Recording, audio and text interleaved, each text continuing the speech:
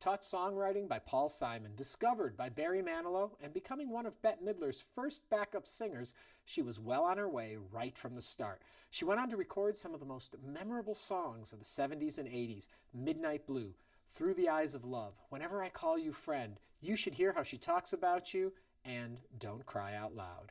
As an actor, a whole new generation knew her as Blossom's mom on the TV sitcom Blossom. Hello, I'm Ernie Manouse. Coming up on Interviews, our conversation with Academy Award nominee and Grammy winner, Melissa Manchester.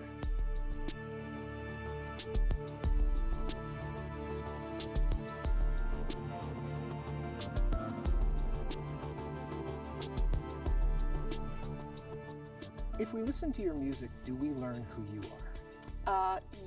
You would certainly learn who I am from my newest release called You Gotta Love the Life. It's my 20th album. I think you do get a sense of who I am over the 20 albums because there are certain themes that keep showing up. Self-affirmation, self-reliance, I guess. So there are, even the songs that I didn't write, that were written for me, there's a suggestion of my inner life.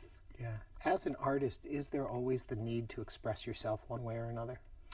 I certainly have that need. If I don't write, life shows up for me in song form, and if I don't write songs at some point, I really go nuts.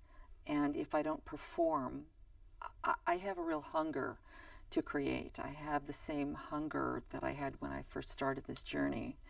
And so that just doesn't seem to go away, and it gives me so much energy and more clarity as I get older. I read somewhere where you said that when you write now, that you are so much more of the editor as you go through the process, right, that maybe you wouldn't have written the same things, what you wrote before, if you were in this place now, you wouldn't have been able to write the same songs. And conversely, the songs that I wrote when I was 24, 27, I wouldn't be able to fashion now because at that point writing was still that, from that initial gush, that feeling of that alternate voice that writing gives you, songwriting gives you.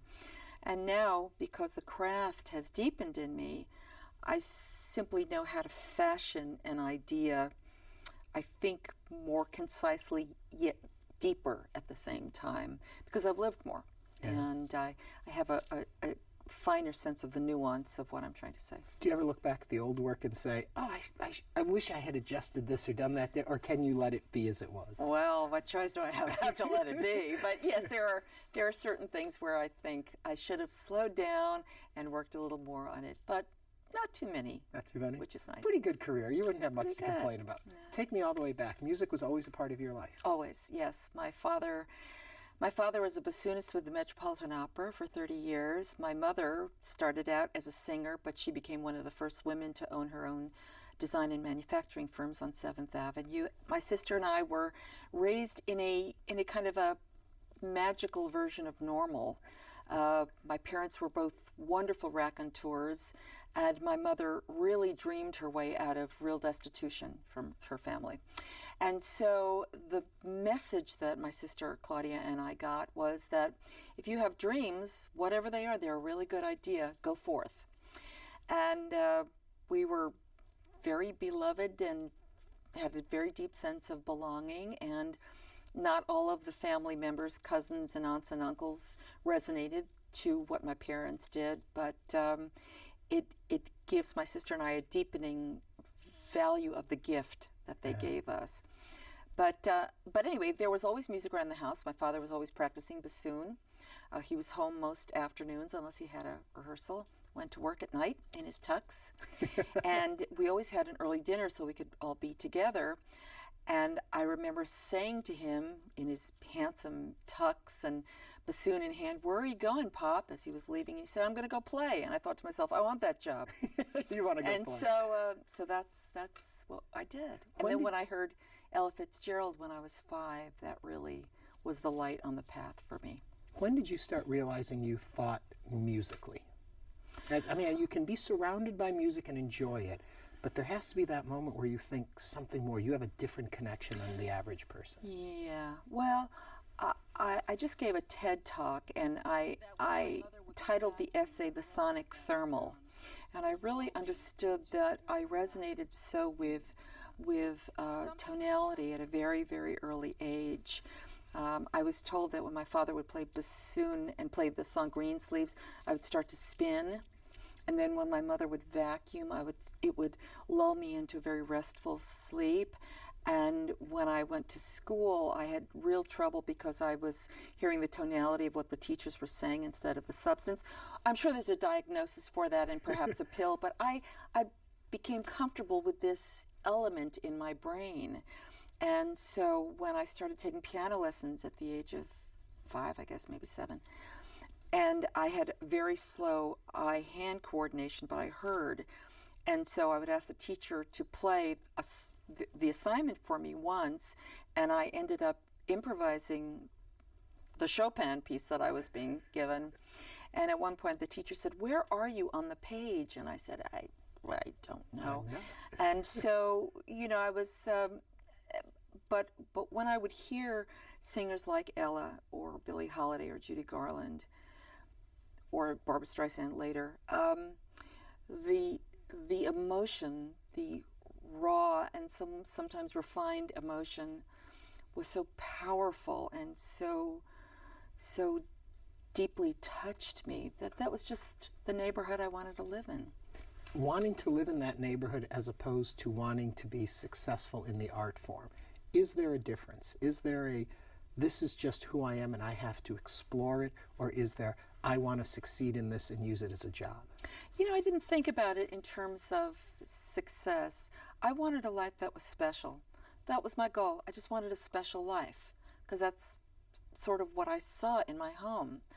And I was hoping to be discovered by the Beatles or Richard Rodgers.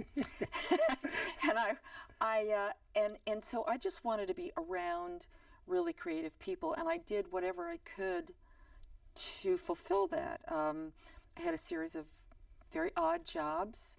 When I was a teenager, I parked cars for a theater company. They didn't know I didn't know how to drive. I was an usherette at the Vivian Beaumont Theater, so I saw great performances, and I could hear the actors. I was in street theater when I was 15. This was all 15, 16, 17. When I was 17, I lived on 88th and Broadway, and a few blocks down the street was the original Children's Theater Network, and they were doing their first season of Sesame Street. Yeah. And I knocked on the door and they said, "What do you want?" I said, "What can I do for you?" They said, and I said, "I'd like to do anything." And they ushered me into the editing room, and I was a gopher, and the discussion they were having in that first season was what would happen to the integrity of Sesame Street if they came out with a line of toys. Yeah. Great legacy of Sesame Street. Well, it was just to be around where juice was, where there was real people on fire and ideas were being created and new worlds, really. If somebody just heard this part of the interview and didn't know who you were, I'm sure they would assume that meant you went on to become an actress. Now, I know you act, but you went musical, not acting. Why? How did you make that choice at that point? Music was what I breathe. It is what I breathe. And there was a moment, actually, when I could have either been signed to my very first record deal with Bell Records, or I had the opportunity to be part of a group that became the first cast of Saturday Night Live. I auditioned with Chevy Chase. But music just was always the language that I spoke. Yeah. And so I made that choice. Not that you totally gave up acting. A lot of people will recognize you as Blossom's mom. Yes, Maddie Russo, yes. And we'll talk about all that in a bit, but back to the music and all that. You start writing, you start recording and writing. Other people are recording your music. As somebody who can perform, is that difficult to have other people doing your music? Do you want to be the sole owner of it? How does that sit within you? Well, it's the highest compliment. When I was growing up, listening to Sinatra and listening to Ella and listening to all of those gold standard singers, Tony Bennett, those singers just sang, and they had magnificent gold standard writers write for their voices and craft songs for their voices. I was on the sort of second wave of singer-songwriters where you wrote for yourself. And what was interesting being part of that wave is that the shape of American popular songs were changing, and it was all over the radio. You know, the Beatles were writing Obla Di Obla Da. My personal muse, Laura Nyro, was writing Can You Surrey, Can You Picnic, Come On, Come On, and Surrey Down to a Stone Soul Picnic, where actual language was being made up to service an idea. And the young audiences were ready to make up language and agree. But because I was that bridge generation that had grown up with Rodgers and Hammerstein, had grown up with pop songs coming straight from the Broadway stages, this new manifestation of the singer-songwriter also suited me. But I understood the value of having great singers record your songs. And so I am not proprietary at all about my songs. I'm delighted when great singers wish to sing my songs. How much of a song has to be a story told, and how much can just be ideas and concepts? When you're writing for you, what makes it complete and finished? Well, that's sort of a few questions. The complete and finished feeling comes from a sense of balance, that the verses have supported the title, that the title represents the overall sense of the story, that the language of the whole song sounds like a monologue coming from one voice. And so that's what gives me that feeling of completion. How do you get there when you're writing with someone else? When multiple people are inputting, you and Carol Bayer Sager, working together, you're creating a single voice, a single experience, and yet they ring so true. Is it because of the combination of two perspectives on it, or do you two have to have the same perspective? God, I love your questions. Thank you. When you're collaborating, you're servicing the idea, and for the songs that I wrote with Carol, for instance, those songs sound very conversational because they literally came out of conversations. And Carol Sager has a remarkable ability to set up a first line that pulls you into the middle of a conversation, which brings the feeling of intimacy to the listener at a heightened level.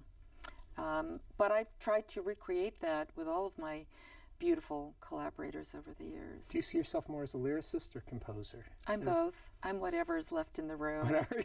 I mean, I'm usually the music setter, but I know about language, and I know about the ideas that I'm trying to capture, and particularly when it's for my album, I really know the angle that I'm coming from because I know what I've learned in my life, and I want to reflect that. Midnight Blue. When that hits, good for you, scary for you? What do you think? Because now there's a lot more attention on you. There's a lot more money behind you now. Now things are happening. Where does that sit with a young artist? Well, Midnight Blue was my first single, really, that changed my life, and it was beautiful. You know, I've paid very hard dues. I've played in really rough clubs for many years at the beginning, and really got a sense of how to hold the stage and all of that. And when Midnight Blue came out, which was on the first Arista album, Arista, Clive Davis had absorbed Barry Manilow and Tony Orlando and myself. And when Midnight Blue started to hit, the thing that was surreal is that I started to play the opening refrain, and people started to applaud the opening refrain, and I'd never had that before. Whatever it is, it'll keep till the morning. Haven't we both got better things to do? Midnight Blue. And that was a very decided emotional lift. and it expanded the audience. And then, of course, as the writer, you start to want to fight for all the other songs that are. But do you start feeling like now all they want from you are rehashes of that song? That's who you are. You've made this song. Now we want to hear the next Midnight Blues. Well, as they say in the industry, the only thing harder than the first single is the second single. Yeah. And I tried. I tried, yeah. Your next big mark, which I think most people automatically think of you when they think Don't Cry Out Loud. That's the mark. Surprised for me to find out that that was not your biggest hit success, actually, because I would have always just thought that. Rumor time, you didn't want to record that song. No, I love that song, and I brought that song to I heard that song by Peter Allen, who was a dear friend of mine, and Carol Sagers. And I heard it as Peter interpreted it, which was as a lullaby, very quiet. And I thought, oh my gosh, what a magnificent song and what an incredible idea to be singing to a child, Don't Cry Out Loud. The next thing I knew, it was this really gigantic version, and I got very lost in how to get on top of it, because I don't recall that was discussed with me. It might have, but it was such a long time ago. And so what fueled my performance was my intense discomfort in that moment, and really? That's what I hear. And that's what I understand of that much younger woman in that moment. Now it's a blessing and a gift, and I'm forever grateful that it worked out. Don't cry out loud. Just keep it inside and learn how to hide your feelings. Fly high, and if you should fall, remember you almost got it all. I also heard somewhere you said that it took years before you really understood what the song meant. And if we listen to it, we're like, that's an odd song of self-empowerment. Don't cry out loud, keep it inside. Yes. But you've come to really appreciate and understand it. Well, it took me a long time to understand what Don't Cry Out Loud meant, because all of the songs that Carol Sager and I wrote, because she was my writing partner for 5 years, were all about crying out loud and in public. Right. Really finding your language, really speaking your truth, really taking your life and claiming it and moving forward. And this song was about don't cry out loud. And all of these, what I thought were potentially repressive, suggestively suppressed thoughts. And it took me a long time to realize that the song is really, bottom line, about what we all must learn to do, which is to cope, to find your way to cope. Right. But her language was so elevated. And it went over particularly well with trapeze artists. It did. Sure. I've been told. Yes, it's true. Then you go on to do something no one had done before. Again, this time, 2 songs, both nominated for Academy Awards, and you get to sing them both on the largest television show in the world at the time, the Academy Awards. Yes. How do you pull yourself together for something like that? I can't even imagine when you think about the size of an audience. I know. It was extraordinary to sing on the Academy Awards the first time. I was on it 2 times, actually. But that first time, I was wearing my first Bob Mackie gown. I was wearing very high heels. There was no banister on the double stairway that they were asking me to walk down while singing at the same time. And it's good that the world could not see my knees shaking very badly. I held my poise. Now for the motion picture The Promise, the nominated song, I'll Never Say Goodbye. Say goodbye. Why, I can barely say goodnight. If I can hardly take my eyes from yours, how far can I go? It was thrilling. It was really thrilling. You know, those moments are what I call golden moments, because they are so extraordinary that you have to hold yourself together to remind yourself it's actually happening to you. It's not happening to the person next to you. So it was grand. Then you record what is your biggest charting song, which what I think is so fascinating about, you should hear what she says about you, is the fact that if you took Don't Cry Out Loud, I think that's the quintessential 70s ballad. And if you had to explain 70s music to someone, there's a great place. And if you have to explain 80s music to someone, just 3 years later, you record the quintessential 80s song. Well, thank you. How does that work? How do you go from one to the next, and so seamlessly? Well, the seamless part is the way it's supposed to look. Yeah, and it did. You Should Hear How She Talks About You was written by two dear friends, Tom Snow and Dean Pitchford. And they sent it to Clive, and then the magnificent Arif Mardin, who was my producer at the time. I was so blessed to work with him. He was a gentleman of the first order. And, you know, I really made room in my life to try musical adventures and see if they would work. The worst that would happen would be another failure. Oh dear, that's, you know, you're up at bat every time as an artist. But it was a fantastic record. The production was beautiful. It's a beautifully crafted song.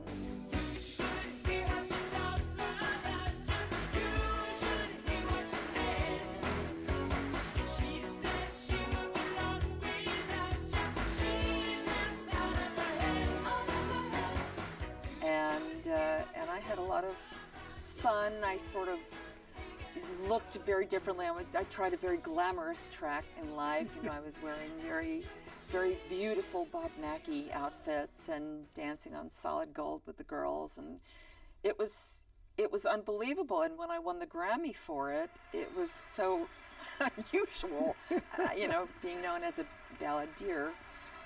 So it was fun, but I did have to stop performing it for a while. I had to let it. I performed it for a long time. I even came up with a different arrangement of it to let it grow, so it wouldn't just have that strict pop sensibility. But then I put it away for several years, and now, because I'm so much older and I show the video of the original video and the Grammy performance and all of that, I can laugh with the audience, and it's much nicer to be able to laugh and giggle at yourself. And Talking about taking a break, you do take a break from recording for a Yes. while too. What led to that? well, I took a break because I had put out an album on a label that I had dreamed of being on since I was 15 years old. And I finally was on that album label, and there was a change in regime the week that my album was released, and so it got lost in the shuffle. And I was so heartbroken that I thought, God, you're putting me on this path with this great big hunger. There's something wrong with how it's showing up for me, so I think I have to pull back. I may have been having a nervous breakdown, but luckily I had 2 children to raise. So I'm not, So it got lost in the mix. that got lost too. And so I raised these 2 magnificent children, and I was writing during that time. I just wasn't on the road hardly at all. I wrote a lot for Disney. I wrote the score for The Great Mouse Detective with the wonderful Norman Gimbel. And I wrote a musical, I Sent a Letter to My Love, that was produced off Broadway. And then one day, my son came into my office and he said, "You can go back to work now, we're good." I said, "Really, you're good?" He said, "Yeah, we're good." Do your kids know who you are? And I know it sounds like a weird Well, question, they do but you know now. what I mean. They do now, but I was pretty much mommy when I was, when they were little. Do you know when the moment was that they realized you weren't like every other mom, that you were known by people? Do you remember them coming to terms with that? That'd be more of a question for them? I think. Yeah, I mean, they've come on the road so much, and they've been in my dressing rooms all along. And one time I was playing in Vegas, and my daughter, who must have been about 6 or 7, she came into my dressing room and she said, "Mom, people are eating nachos while you sing." I said, "That's right, this is Vegas." Welcome to That's what Vegas. they do. So, they just roll with it, I think. Yeah. And but they're grand now. So And you, as you mentioned, you have a new album coming out. yes, This one, a whole different way to go about it. yes. Not the old studio system, No. not the way it happened before. You funded it through the internet. Yes, exactly. This is my 20th album called You Gotta Love the Life. And we went on Indiegogo, which was a very interesting campaign, and I was posting stuff and doing video. It was wild. I was in a new world because it was an adventure I didn't want to miss. Right. That's the essence of it. The night we met, I knew I needed you so.